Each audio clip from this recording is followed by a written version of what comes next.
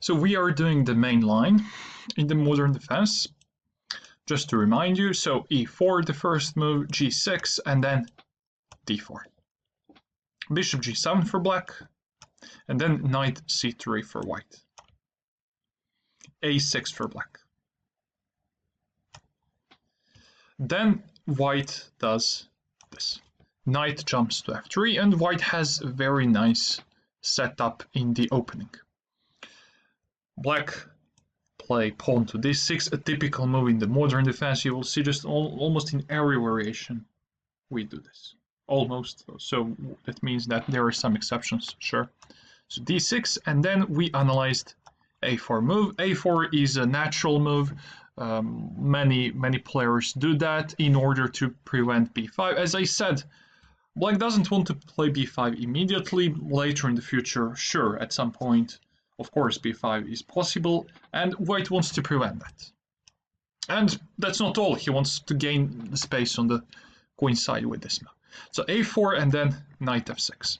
Bishop goes to e2 for white, castle, castle, and then knight c6 for black. Just let's try to attack white's center, to try to undermine white's center. So knight goes to c6 with e5 idea. In the previous chapter we did this. We talked about h3 move. It's a natural, logical move in order to prevent bishop g4 at some point. So yeah, we did that, and we said we should just play e5. What will happen if white does something else? For example, he does this.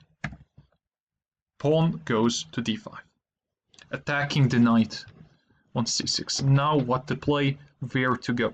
You remember I said in the previous chapter we play knight c6 in order to attack the center, and at the same time to try to maybe at some point to go on this weakened square, the b4 square. So after playing a4, white weakened the b4 square, which means that we can maybe jump there. So after doing this, we will definitely go there. Knight goes to b4. There is no way he can attack the knight. I mean, he cannot play a3 because he has pawn on a4 already. After knight b4, there are several moves for white. We will talk about bishop g5, about h3 move, and about a5. Let's see bishop g5 first. So basically normal development. Let's just attack the bishop. h6. So we are asking him, what are you going to do with the bishop? I mean, if he goes back on h4, that's a mistake, because his bishop is like out of play totally. So bishop e3 is better move. And then our plan, our idea, general idea in the modern defense is to try to destroy white's center.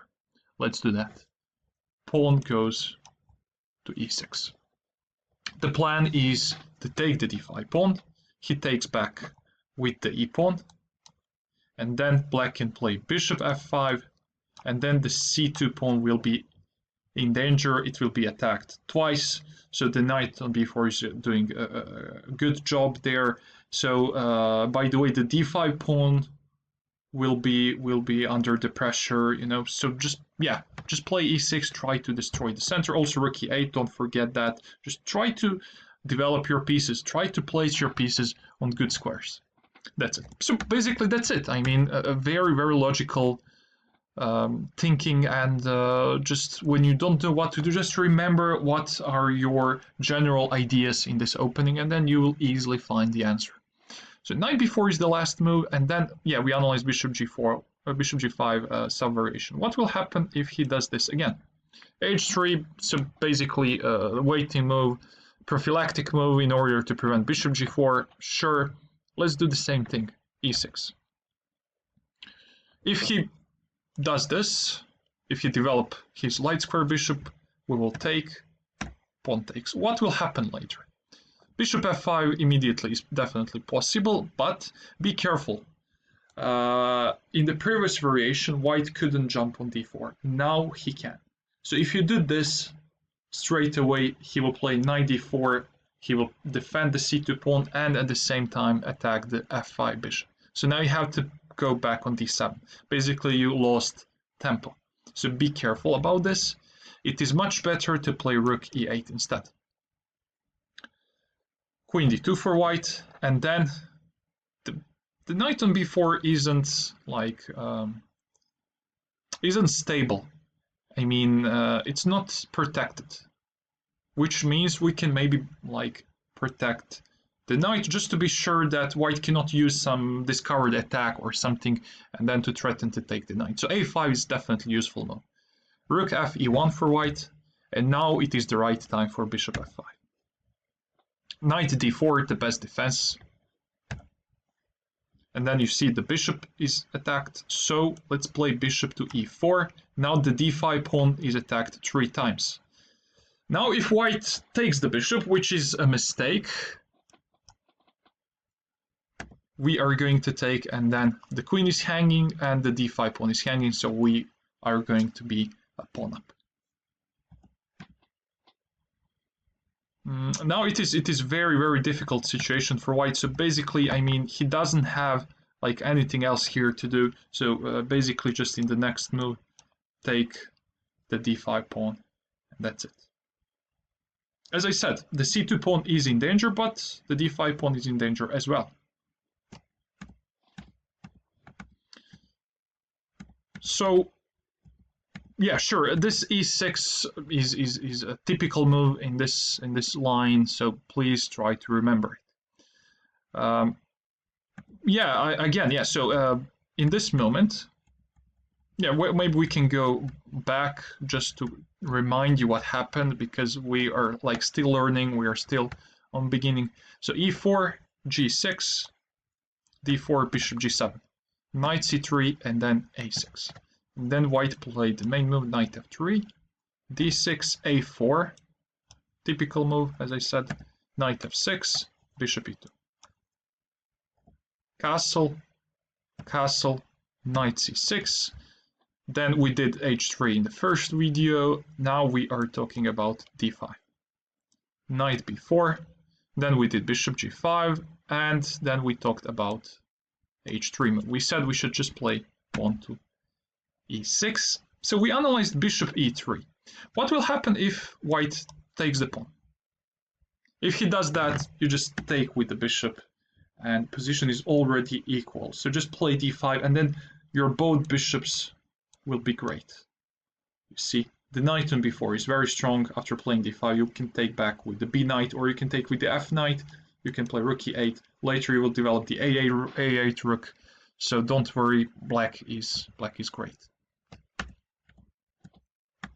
So this whole plan with pushing b5 or d5 early is, I think, not so good for white, and you just need to know that knight b4 is a good move. By the way, what will happen if white does this, a5? It's a very interesting move, in my opinion, very good move for white, because he wants to to try to trap the knight on b4. You see, now his plan is to do something like this. Rook a4, and then rook takes b4. I mean, yeah, as I said, to try to trap the knight, because now we cannot play pawn from a6 to a5 in order to protect the knight. Basically, we are not worried about that, because there is a very nice plan for us, and again, we will have great position. After playing a5, we're going to play e6. Pawn to e6 with the same idea, breaking white's center. Rook a4 for him, and then there is a very nice defensive resource. Pawn goes to c5. Yeah, the knight on b4 is well protected. So the next move is this, and again bishop f5. If white doesn't take. So basically, like, the best move for him is to take the c6 pawn, so en passant. Knight takes c6.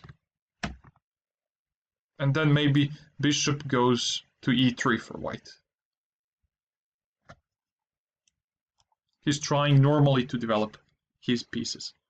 Then let's take the a5 pawn. By the way, bishop e3 is the computer recommendation, the most accurate move for white in this position, but I think that it is really like difficult to see something like that, to sacrifice a pawn on a5 without hesitation. Difficult to do. Just bishop e3 is really like a move on a high level. So just take the pawn on a5, then white push the e pawn. He's trying to organize counterplay. Then there is no need to take, because if you take the pawn, then after knight takes e5, white has excellent counterattack, so it is better to retreat the knight. E takes d6 maybe, and then let's just go back with this knight. By the way, why is knight d6 a mistake? You see, just rook takes, and queen takes d6. Yeah, so e takes d6, and then of course knight c6, bishop c5, pawn to b6. He can push d7, then take the bishop on c5, he takes, you take, knight e4, and then after knight d4, black is slightly better, black is a pawn up, black kept the extra pawn, and that's it. I know it's not like easy to do all these things, but as I said, it's also not easy for white to find bishop e3 move in this moment to sacrifice the a5 pawn, and then after knight takes to play this move. I mean, it's a really difficult to see, and but even though if he finds that, you have like excellent response and you have great position afterwards. Just try to remember some of these sub variations. What will happen if he does something else, something more natural, like b4, pawn to b4? Many people would do that. In that case, let's try to play in the center. This bishop on c8 is stuck right now, so let's try to play d5 in order to gain the space in the center and to activate the light square bishop. E takes, and then e takes, so now this diagonal is open. Bishop e3 maybe for white, and then bishop goes to e6, and black is slightly better. Why is that? Because after rook c8, the c3 knight is not well placed. The c2 pawn will be weak. The b4 pawn is weak. So black bishops are great. See, and black position is slightly better. So because white already has some weaknesses on the queen side. As I said, like the whole idea with pushing the d pawn isn't so good for white, but you just need to know to do this. So far we analyzed h3 and d5 moves. What will happen if white does something like this? So a5 right away. Why did we play knight c6 at first place? Because we wanted to play pawn from e7 to e5. So let's do that. Then again, I mean, he has a few options here. Let's just analyze the most obvious move, the move that people play the most, and that move is d5. In that case, knight goes back to e7, maybe knight to d2 for white. Look, if he does something like bishop e3 or something like that, just play knight h5, f5, later knight f4, knight f4 or something. So with excellent counterplay on the king side. So yeah, d5, knight e7, and then he does this. Why? Because now the h5 square is under attack, and then you cannot play knight h5. But you can do something else. You said that this bishop on g7 is restricted. There is the knight on f6, there is the pawn on e5. So this diagonal is not so good anymore. It's better to play bishop to h6. Knight c4 for white, bishop takes c1, queen c1, and then we bring this knight back to d7 in order to push the f pawn. f4 maybe for white, And then black can play f5 to fight there in the center. F takes e5, knight takes e5 with very complicated, very sharp play, but in this position black has excellent chances. So after taking the knight here, just take with the pawn. After taking here, you can take there with the bishop. Then the d5 pawn will be isolated, and you will try to create some threats there. So if he protects the pawn, like doing something like this, you can play maybe queen d6. You can bring this rook into the play on, mouse slip. Rook a d8, and then try to create the pressure on the d5. Position is more or less equal, but again, I mean, you see black pieces are very well placed, active, so yeah, black is great. So yeah, if he does this, if he play a5, then just push e5, so normal, usual, a common idea in the modern defense. What will happen if white play bishop to e3? Also something standard, I have to say. I mean, a standard move. I mean, white does this, something like this a lot.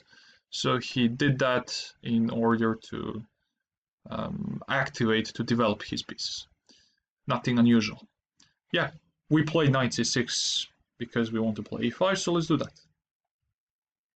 If he advanced the d-pawn, then knight e7.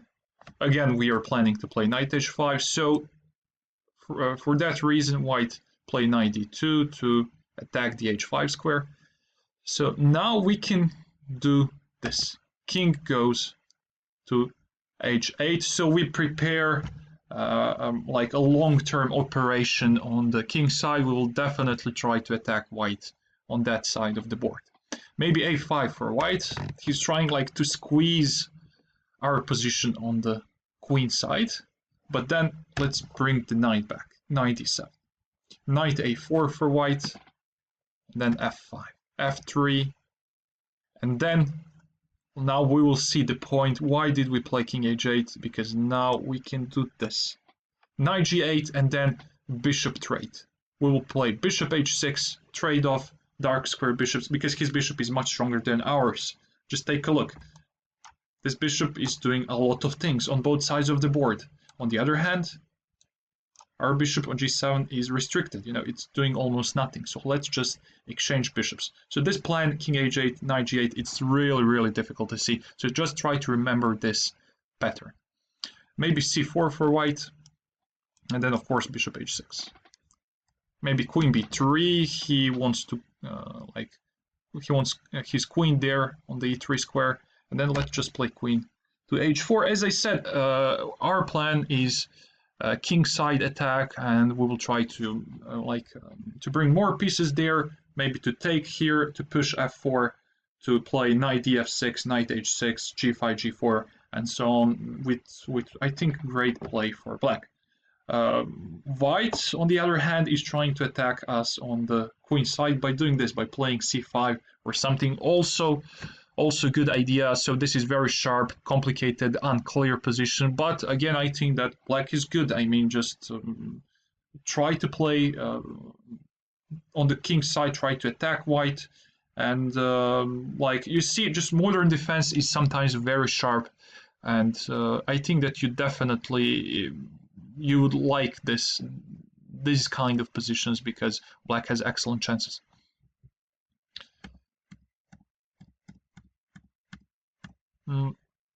Yeah, so yeah, you basically know what to do if white push d5. What will happen if he takes the e5 pawn? In that case, let's take with the pawn. Queen takes d8. Just some players like to play endgames, you know, so definitely somebody is going to take the queen on d8. Rook d8, rook a d1, and then let's just develop the light colored bishop. Rook d8, rook d8, rook d1 maybe, to exchange everything. Let's take there, bishop takes, maybe knight jumps there in the center. position is equal right now. So white didn't achieve anything from the opening. He doesn't have advantage at all. And again, as I said, position is equal, which is good for black because black is trying to equalize in the opening. Knight takes, bishop takes d1, knight d1, e takes d4, bishop d4, knight d4, bishop g7, king g7 with equal position. Of course, I mean, who will play something like this with white pieces? But again, we are trying to cover all the options, so I mean, somebody can do something like this. But basically, I want to say that I want to show you that like you're not worse here. Just at least it's gonna be equal position for you. By the way, I mean, yes, it is equal, but right now it's equal according to computer, sure. But right now, I really like black position more. Okay, why? There are a few things about this position you should know. So first of all, the knight on e4 is more active than the knight on d1. Second of all, the king on g7 is more active than the king on g1. So basically, we are, I think, at least 2 tempis up.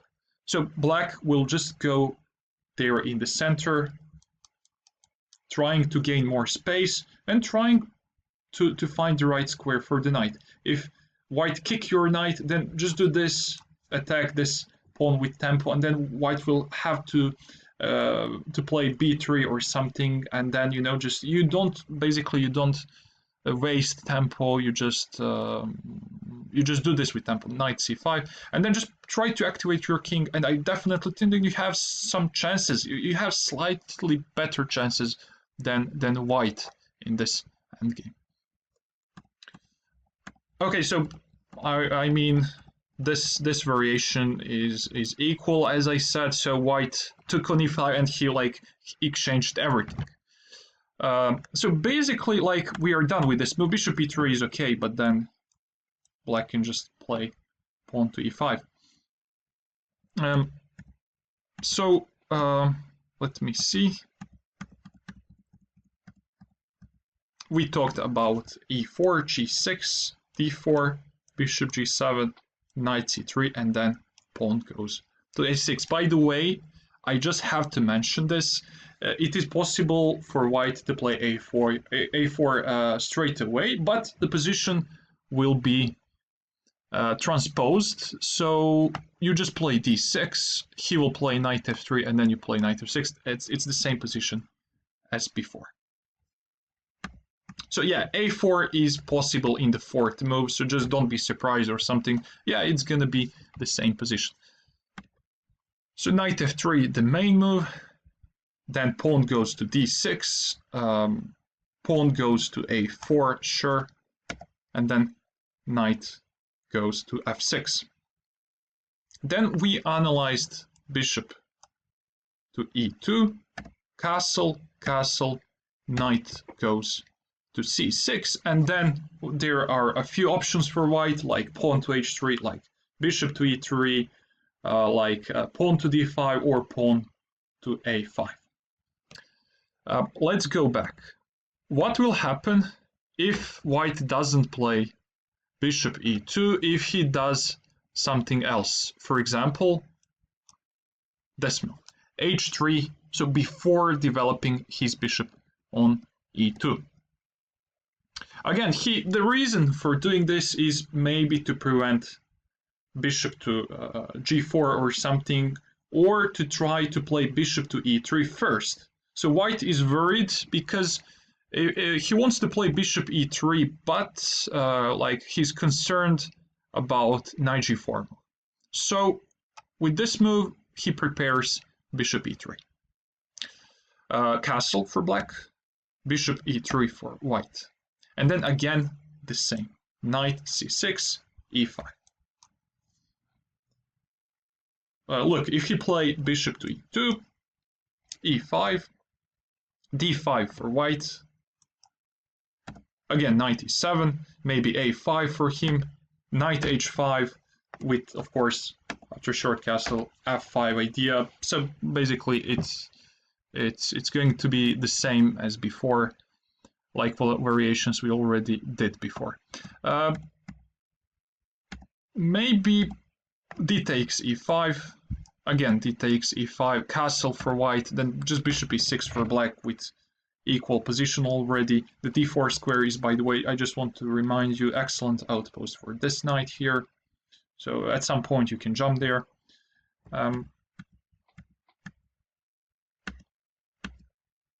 So h3 was played. H3, yes, castle for black, and then bishop e3. Just do this normal move, knight to c6. So yeah, we talked about bishop e2. Just play e5 after that. What will happen if he play d5? So early d5.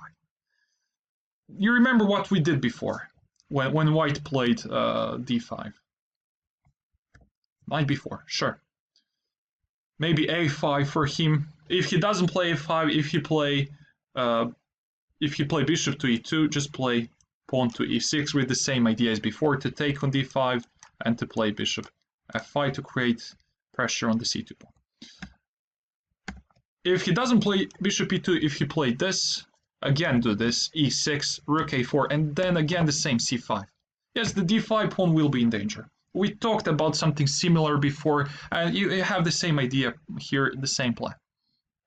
So I don't want to bother you with this so much. What else?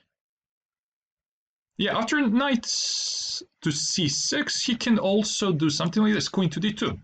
So he waits with development of his light square bishop, and maybe he wants to play bishop h6 or something. Yeah, we don't know yet. Let's see. After queen d2, our plan is to play e5, so let's do that. Now d5, and then knight e7. Now white doesn't want to play short castle. Instead, he does this. g4 with king side attack. Now he wants to attack us on the king side. g4 is an interesting idea, but I think that in this case it's not so good, because you see he already weakened his queen side. He played a4 already, so basically after playing long castle, then his king there will be in danger, because this move is of course not useful for him. This is just weakening of his position on the queen side. So after playing g4, let's play c6. Let's try to open up the center. dc6, bc6, and then we have great center. Long castle for white, and then pawn goes to d5. Maybe white takes the e5 pawn, and then bishop goes to e6. Bishop g2, knight takes, pawn takes, the knight on e5 is hanging, and as you see, this king isn't safe. He already played a4, which means that he already weakened that side of the board, and of course it's not a pleasant situation for white. It's very uncomfortable play now for him, because he has to worry about the king. He already weakened the queen side, so I definitely think that black is good here. Also, his attack, he didn't get anything from that. He has these pawns here. He need like a few moves to attack our king there, which is like not enough, because during that time we will do something else on the queen side. We will attack his king. So yeah, I definitely think that black is good here. Let's go back.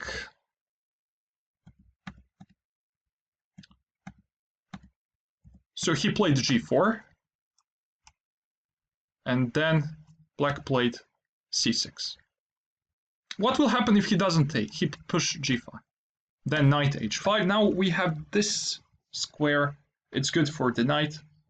So he takes the c6 pawn, b takes c6. Again, excellent center, by the way. Long castle, and then d5 to break the center, to try to activate our bishops, and later to try to attack him on the queen side.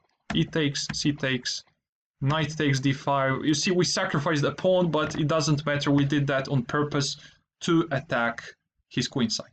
Now bishop e7, rook c8. By the way, this bishop is fantastic. There are 3 pieces on that diagonal, and that's extremely dangerous for white. So after bishop e7, black is better.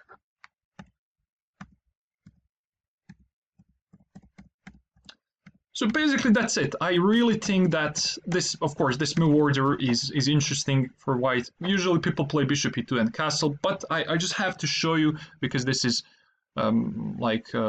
potentially like it's possibility for white, and some people really do that in the game. So h3 in order to play bishop e3 before bishop e2. In that case, just castle, bishop e3, and then play knight c6 with e5 idea. Queen d2 for white, e5. d5 for him, knight e7. You know what to do in the case of g4. Just play c6. Try to organize counterplay, counterattack.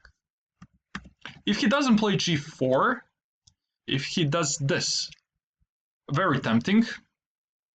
Many players would do that, like in order to exchange bishops. But as I said before, our bishop on g7 is basically restricted. There are some pieces in front of it, and it's not good right now. You know, we cannot say that. Okay, I mean later we will activate it. Don't worry about that. But right now it's not doing so much. So, but on the other hand, his bishop on e3 is good. It's attacking the queen side. It has like many good squares. It attacks many squares, I want to say. Also on the king side. You know, so it's very good there. So this move is, I think, totally wrong for white. He exchanges his good bishop for our bad bishop. Of course that we will take it. Queen takes, and then again interesting maneuver with the king h8. We do that in order to play knight from f6 to g8 with tempo, attacking the queen, and then to push f5. Basically we have the same idea, to push f5 and then to gain initiative on the king side. Bishop e2, knight g8, f5.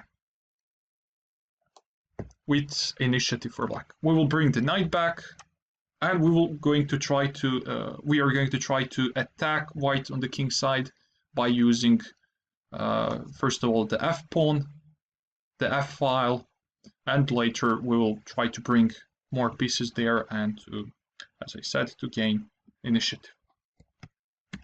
So don't worry about this move order h3 bishop e3 queen d2, because I mean, like, it's not bad for white, but at the same time, I just want to say that it's not dangerous for black. So knight f6, then we analyzed this, bishop e3, knight c6, and then we analyzed queen to d2, e5, d5, knight e7, and then these two moves, g4 or bishop h6. What will happen if white takes on e5? We talked so many times about this. Just take there. If he takes the queen, basically he wasted like time. He lost tempo. Why? Because you see, he played like 2 moves ago, he played queen d2. Now he takes the queen on d8. Of course he lost tempo.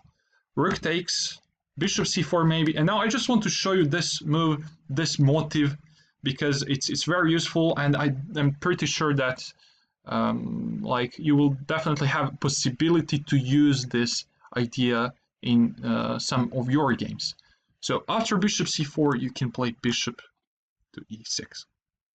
Basically white takes the best, and then f takes e6. Don't worry about these two pawns. Like maybe it seems that these pawns are weak. That's not true. These two pawns are great. They are doing many good things. First of all, white, you see, cannot jump on d5. Yeah, because we will take it with the e6 pawn. At the same time, we will jump on d4. The e5 pawn supports our knight to be there. See, just it protects the knight. So the d4 square is a great outpost for the knight. So also we can easily play king f7, king e7, king activation in the center. Don't worry, this bishop is at the moment maybe the worst piece on our side of the board, but we will activate it. So maybe rook d1 for white. Then there is an interesting maneuver with f6 knight. Knight goes to e8, and then we will try to double our rooks by playing rook d6, rook a d8. So bishop g5, rook d6, knight b1, And then this bishop is attacking the d8 square, so we cannot play rook a d8 right away. So let's play b5 first. With very interesting position, unusual position, I have to say. According to computer, black is better. I totally agree. So we will play something like this in the future, knight d4. Then you see that the c2 pawn will be under attack. Knight on f3 will be under attack. We'll threaten to take there to double the pawns on the f file. So basically, also we will activate this rook. We'll first get rid of the bishop. Bishop goes back, and then this rook comes into the play. This bishop is not good here, so we'll play bishop f8, then to activate this bishop on some of these squares. And yeah, black position is totally fine. These two pawns, again, I have to repeat that because many people would disagree or say that it's weakness. No, it's not weakness, it's good thing for us. Typical thing for these kind of positions. So in this moment, you see that his bishop is very strong on this diagonal. Our bishop, on the other hand, is doing nothing on c8. So let's just play bishop e6 to exchange bishops and to create this pawn structure. In my opinion, good pawn structure for us. Okay, we are basically done with this. So we talked about the main variation for white, the main setup for him: d4, e4, knight f3, knight c3. Now it is black to play, and black does this: pawn to d6. We analyzed a4 variation. We said that he wants to prevent b5 because we are planning to play b5 at some point. After doing that, we will do this. Then he can play bishop e2 or h3, bishop e3. Just we analyzed both things, and we said that black has good play. By the way, there is one more variation left, and that variation is bishop to c4. Why is it important to to remember and to learn variations in this bishop c4 line? Because this reminds me very much on Pirt's defense. In the Pirt's defense, a4 bishop c4 is very popular, and many people do that. So you definitely have to remember what to do after this move order, after playing a4 bishop c4. So we will do that in the next chapter.